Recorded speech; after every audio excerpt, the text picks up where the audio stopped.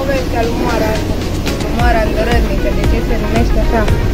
Era odată mai de mult o fată care se numea Aurica și un băiat care se numea Mihai. Aurica era dintr-o familie săracă și Mihai dintr-o familie bogată.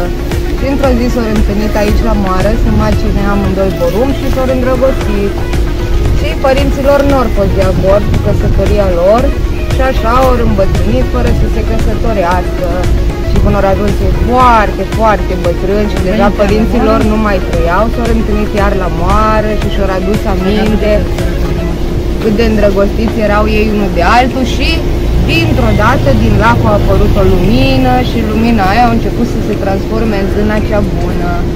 Zâna cea bună care vine numai la oamenii cu suflet curat și frumos. Și le-au zis că le îndeplinește o dorință.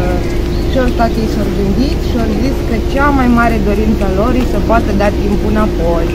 Și zâna le-a zis că se poate îndeplini, doar că trebuie să petreacă o noapte în Moara asta și a doua zi totul o să fie cum a fost atunci când s-au îndrăgostit ei. Și au intrat în Moară și Moara, în loc să macine în sensul acilor de ceasornic, cum macină orice moară normală, a început să macine înapoi, adică îndărăt, că de-aia se numește îndărătnică. Și uite așa, Moara a măcinat timpul înapoi. Ha? Ce ziceți de poveste? Foarte frumos.